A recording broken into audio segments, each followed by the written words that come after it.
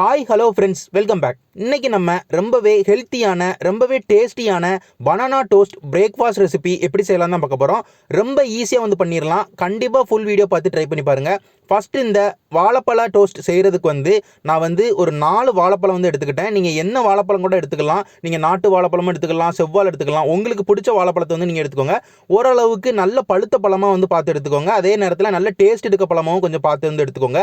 அதாவது இனிப்பு கொஞ்சம் இருக்கிற மாதிரி கொஞ்சம் பார்த்து எடுத்துக்கோங்க. 4 வாழைப்பழத்தை தொலி எல்லாத்தையும் உரிச்சு அதுக்கப்புறமா அதை சின்ன சின்ன சைஸஸாக இந்த மாதிரி கட் பண்ணி எடுத்துக்கோங்க.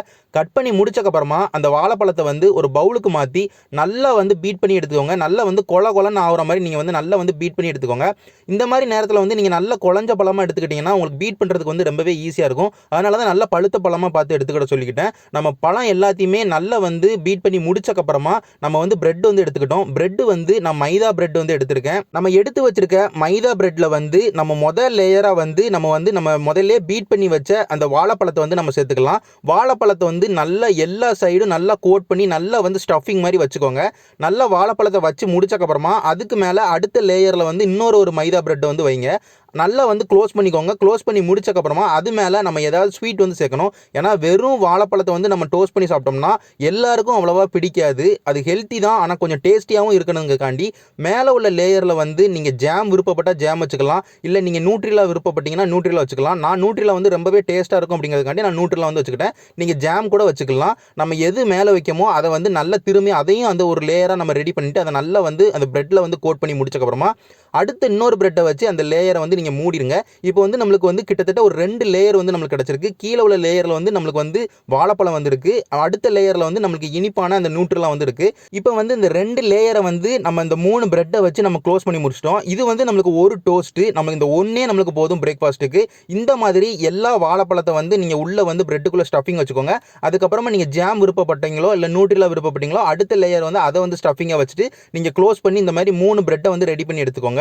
இதே மாதிரி எல்லா பிரெட்டையும் ரெடி பண்ணி முடிச்சக்கப்புறமா நம்ம இதை டோஸ்ட் பண்ணி எடுத்துக்கலாம். டோஸ்ட் பண்ணி முடிக்கிறதுக்கு நம்ம ஒரு பேன் எடுத்து வச்சுக்கிட்டோம். ஸ்டவ்வை லோ ஃப்ளேமில் வச்சுட்டு பட்டர் ஆட் பண்ணிக்கிட்டேன். 1 டேபிள் ஸ்பூன் பட்டர் ஆட் பண்ணிக்கிட்டேன். 1 டேபிள் ஸ்பூன் பட்டர் ஆட் பண்ணிட்டு ஸ்டவ்வை லோ ஃப்ளேமில் வச்சுட்டு நம்ம ஏற்கனவே ரெடி பண்ணி வச்ச அந்த பிரெட்டை நம்ம டோஸ்ட் பண்ண ஆரம்பிக்க போகிறோம். நம்ம லோ ஃப்ளேமில் வச்சு தான் டோஸ்ட் பண்ணணும். ஏன்னா ஹை ஃப்ளேமுக்கோ மீடியம் ஃப்ளேமுக்கோ போனீங்கன்னா உங்களுக்கு பிரெட் ஈஸியாக டக்குன்னு கலர் மாறிடும்.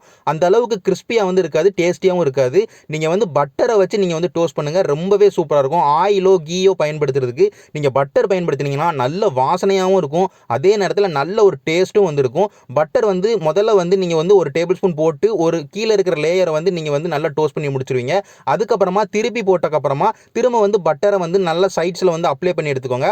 திரும்ப 1 டேபிள் ஸ்பூன் பட்டர் நீங்கள் பேனில் யூஸ் பண்ணிவிட்டு திரும்ப அந்த லேயரையும் நல்லா டோஸ்ட் பண்ணி எடுத்துக்கோங்க. நீங்கள் எவ்வளோ தூரம் நீங்கள் பட்டர் யூஸ் பண்ணுறீங்களோ அவ்வளோ டேஸ்டியாகவும் அவ்வளோ வாசனையாகவும் உங்களுக்கு பிரெட் டோஸ்ட் இருக்கும். நீங்கள் 2 சைடையும் நல்லா டோஸ்ட் பண்ணி எடுத்துக்கோங்க. நல்லா ஓரளவுக்கு இந்த மாதிரி ஓரளவுக்கு கோல்டன் ப்ரௌன் கலருக்கு மாறிடுச்சுன்னா நம்மளுக்கு நல்ல கிறிஸ்பியாக டோஸ்ட் ஆயிடுச்சுன்னு அர்த்தம். இதே மாதிரி எல்லா பிரெட்டையும் நல்லா டோஸ்ட் பண்ணி முடிச்சுக்கோங்க.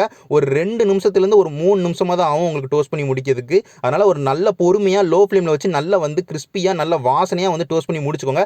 டோஸ்ட் பண்ணி முடிச்சக்கப்புறமா நம்மளுக்கு தேவையான கிறிஸ்பினஸும் அந்த லேயரும் அந்த கலரும் வந்தக்கப்புறமா நம்ம மேலே மில்க் ஆட் பண்ண போகிறோம். அதாவது நம்ம பால் காய்ச்சின பால் கொஞ்சோண்டு மேலே ஊற்ற போகிறோம். 2 சைடுமே முதல்ல ஒரு சைடு பாலை ஊற்றிட்டு அதை அப்படியே திருப்பி போட்டுட்டு ஒரு நிமிஷத்துக்கு லோ ஃப்ளேம் அப்படியே விட்டுருங்க. ஏன்னா நம்ம பால் ஊற்றின உடனே நம்மளுக்கு பிரெட் ஓரளவுக்கு கிறிஸ்பினஸ்ல இருந்து ஓரளவுக்கு திக்காக மாற ஆரம்பிச்சிடும். அதனால் திரும்பியும் அதை நம்ம சூடு பண்ணோம்னா திரும்பியும் நம்மளுக்கு அந்த கிறிஸ்பினஸ் கிடைக்கும்.